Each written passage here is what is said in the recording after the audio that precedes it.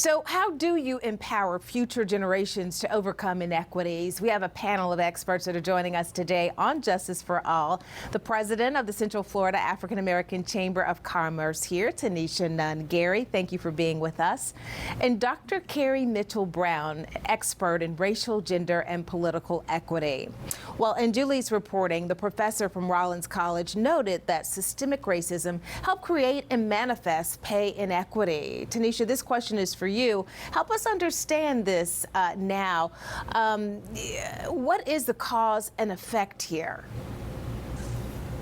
Hi, Tammy. Thank you so much for having me. I think there could be several causes. When we look at historically the black-white wage gap, it got better at one point. And I believe if we look back during the time when the civil rights legislation was passed, we did see some improvements. But since then, we have seen a rapid decline when we look at the gap here with wages. And I think there's several reasons. We heard a little earlier about education. We looked at that at one point where a lot of times we looked at education as helping us to kind of get a piece of the American pie, but we don't always see that now. And I think there are a few reasons.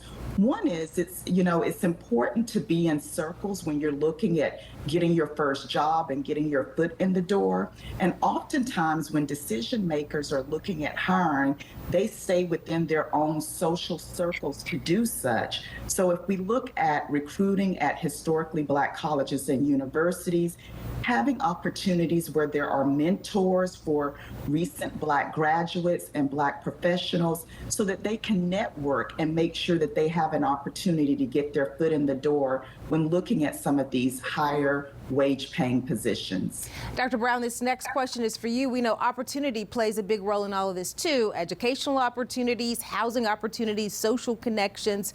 How does that impact equal pay? Yeah, I mean, all of those are determinants, right? There are so many prerequisites to even getting a lot of these jobs that the previous professor talked about.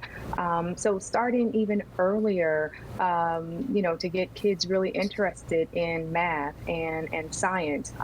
A lot of the school systems in some of the communities in which Black and brown people live, their communities are lacking even programs at the basic elementary and middle school levels to prepare students. So a place actually matters. They are predeterminants a lot of times for the trajectory for your entire life.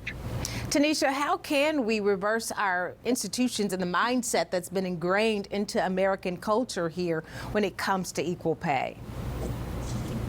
I think we have to look at enforcing the laws that have been put into place to make sure that we don't have, that we are protecting those workers within the workplace and they're not being discriminated against. And also it's time to look at new legislation to make sure that we're moving forward and we're protecting people of color, particularly Black folks within the workplace. And we also have to make sure that we have diverse thought around the table, those decision makers who are making decisions, who are hiring, that we have those in place that will look at, an applicant and give those persons an opportunity, because that's what it's about. It's just about an opportunity. I also think that when we look at the wage gap, we need to delete and look at, do we need to still ask what was your previous earnings in other employment? Because if you were underpaid on your previous job, then that just perpetuates the problem if you're put into your next position at that level or even lower. So I think the executives who are making these decisions can definitely help turn this around.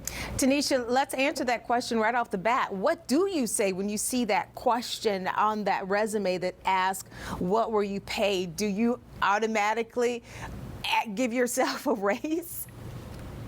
Well, no, I always, I always say that you must be transparent and honest because that could definitely come back to bite you if you aren't. There are ways of checking to make sure that you answered it honestly. But I also think that you have to be your own best advocate and say, I've done the research. I know that the marketplace shows that my counterparts are making a significantly higher amount than I am. Know your value and know your worth. And so you can answer it honestly, but I'd put a little asterisk and explain in more detail what you know you're worth in the marketplace. That's a really good point, Tanisha. Thank you. And Dr. Brown, I want you both to listen to this. President Joe Biden, he outlined several proposals this year to really narrow the wealth gap between Black and white Americans. His plan includes spending more than $30 billion to support minority-owned businesses.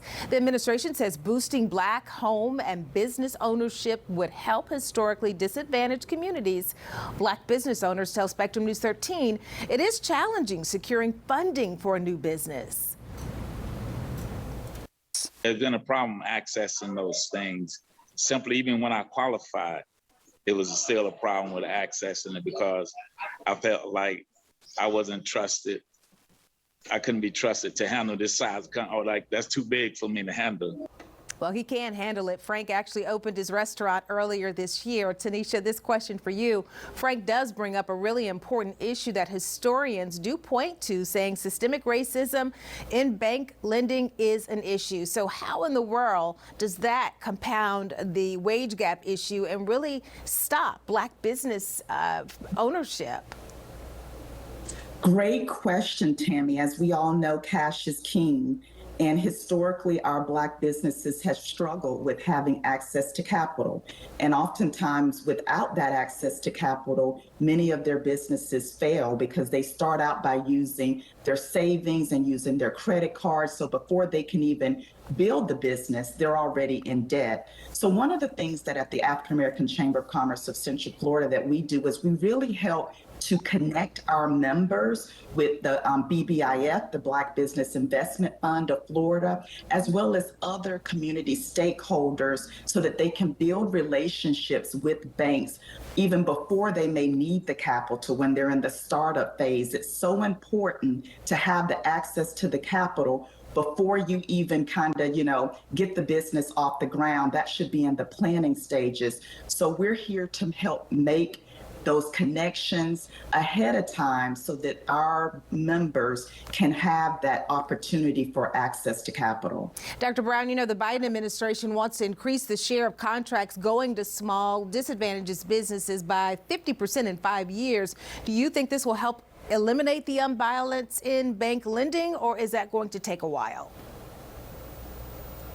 I would say that it's a start. It is going to take a while because there's so much ground to make up in establishing businesses and getting them to be profitable. But having the cash available and being able to access the cash to start the business and to keep the business profitable is certainly a great start.